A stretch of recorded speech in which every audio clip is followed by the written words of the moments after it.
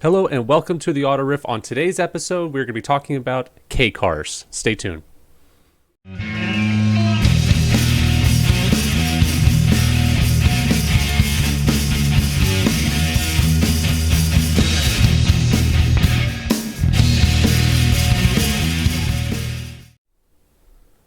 Welcome back to the Auto Riff. Like I said in the intro, we're going to be talking about K cars today.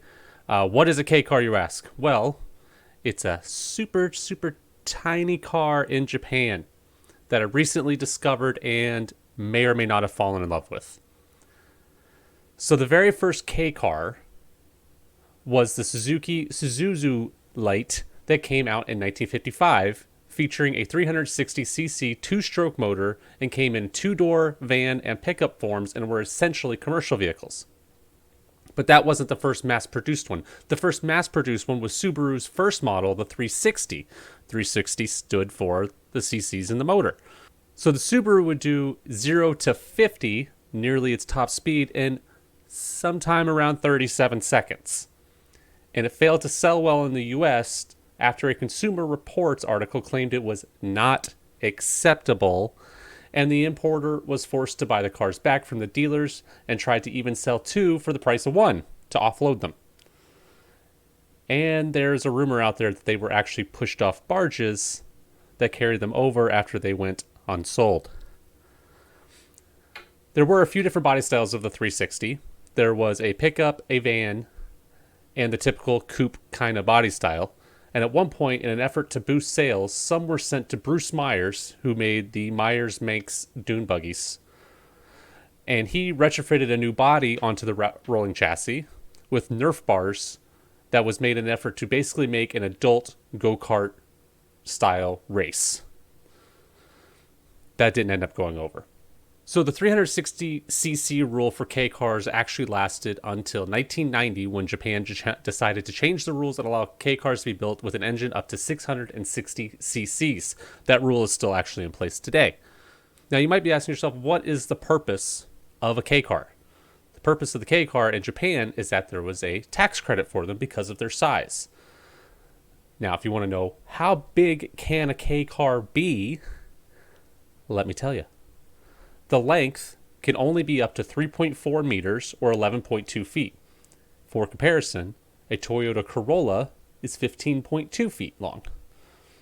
And the width can only be 4.9 feet. And for reference, a smart car is 5.1 feet. That's how small a K car is. A smart car doesn't fit the bill. The max height can be up to 6 feet, which is where you're going to see a lot of pickup K cars and a lot of van K cars. So where they make up their space is in the height of the vehicle, and so they're very narrow and very short, but they're very high at times. Like I said before, the max engine size is 660 cc's or 0.66 liters, give or take. For reference, I have a V-twin cruiser motorcycle in my garage right now that has 750 cc's. My V-twin motorcycle has a bigger engine than a K car does. And the max horsepower is 47 kilowatts or 63 horsepower. So that rule, I believe, what I read and I did a lot of research here, and what I believe I read was that it was a gentleman's agreement amongst the manufacturers to limit the power to that, and not so much a Japan regulation or a Japanese regulation. So I kind of want to go through. I found a list of the top 10 smallest cars made in the US as of 2020, and spoiler alert, none of them fit the bill. The Nissan Versa is too wide and too long. The Hyundai Accent, too wide and too long. Kia Rio, too wide and too long. Toyota Yaris, Mini Cooper, Honda Fit, Chevy Sonic, Mitsubishi Mirage, Chevy Spark, all of them are too big. I was explaining this to my wife. My mother-in-law had a Pontiac G3 or a Chevy Aveo, and I said, for reference, the Chevy Aveo or Pontiac G3 is about 20 inches too long to be a K car. That's insane. The Chevy Aveo is too long, too much. Sorry, Japan goes, no, too much space. You're taking up too much space. So as we kind of referenced, in 1990, they changed the rules to allow 660 cc's, and then around that time is what is considered to be the golden age of K cars, and they consider this to be the ABCs of K cars. And I'm going to tell you why ABCs, because the three best cars built during that time period started with an A, started with a B, and started with a C. Pretty simple. Starting with A was the AutoZam AZ1. It was the Mac Daddy of K cars, if you ask me. This thing had gull wing doors. Looked like it could fly away. And as light as it was, it probably could have if you left the doors open. So now you may be wondering, what is an AutoZam? Well, AutoZam was a sub-brand of Mazda that lasted from 1989 until 1998, and mostly specialized in small cars and K cars. It was actually kind of described as being kind of like the scion of Toyota, but in Japan. Most of their lineup looked boring.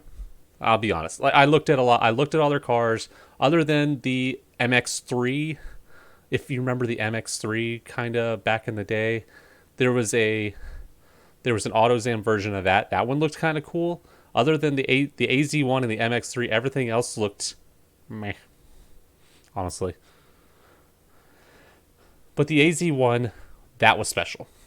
It featured a turbocharged 3-cylinder 660cc engine that was mounted in the middle, like a Lamborghini. That thing looks like it was all kinds of fun. Even if I'm not sure that my 6'2" body would even fit inside of one, I still really want to try. And that thing was mated to a sweet 5-speed manual shifter that you had to operate with your left hand. I'm not sure if I could shift with my left hand. I'm willing to try, though. If anybody in Ontario has an AutoZam AZ1 or any one of these K cars and wants me to take it for a drive, I'm willing to test my left hand out to see if it could do the shifting as well. Next is B. The Honda Beat had a 63 horsepower, naturally aspirated 3-cylinder engine. It was a convertible. Again, it was a mid-mounted motor, had 2 seats, a 5-speed manual, and it makes all of its power between 7,500 RPMs and 9,000 RPMs, which means you will be revving the ever-loving snot out of it on the twisty roads to keep it spinning and keep you smiling. The Beat is also the heaviest of the ABC cars with a weight of 1,675 pounds. For comparison, my Ram weighs around 5,000 pounds. I also make more than 5 times the power, so that's a trade-off. So finally, there was the Suzuki Cappuccino, the C. The Suzuki kept it traditional, unlike those mid-engine children. It was sophisticated, with the engine mounted in the front. Compared to the other two, it looks like the hood is a mile long. Almost like a tiny convertible muscle car, if you will. Except that muscle car had a turbocharged 3-cylinder, pushing this hot beverage to 60 in about 10 seconds. Think muscle car during the oil crisis and with a ton of emission equipment in the 70s and 80s. What makes it more like a muscle car? The hardtop convertible roof can be configured as, well, obviously a convertible. You take the top off, you could have a solid roof, or you can have a freaking T-top. As I said, these cars were the, at least in my opinion, golden age of K cars. Unfortunately, they came during an economic downturn in Japan, and it didn't last as long as they should have. Nowadays, K cars are primarily vans and pickups, which is not to say a bad thing. But the only remaining sports cars are the Honda S660, which looks like a baby NSX, and the Daihatsu Copen, which does not look like an NSX. So you must be wondering, Clint, did we ever get any K cars in the US? Yes, 2. The 2 cars we got in the US were the aforementioned Subaru 360 and the Mitsubishi Miev, M-I-E-V, the little bug-eyed electric car thing. Yeah, so we got those 2. But you can, because of the 25-year rule, if you live in the US, I don't know about in Canada, you can start importing the ABC cars into the US. Now, like I said, most K cars are not sweet little pocket rockets. There are a ton of vans and trucks out there as well. On a future episode, I have an interview with a K-car owner in the States, so if these cars interest you, be on the lookout for that episode. Now, before I close out here, I just want to say, again, totally in love with these cars now. I want one more than a lot of things. I mean, there's some muscle cars I still want more, but I really want a K-car. And if you search the YouTubes, there are a few people who have put Hayabusa motors in those K-cars. And I kind of think that's where the dream lies.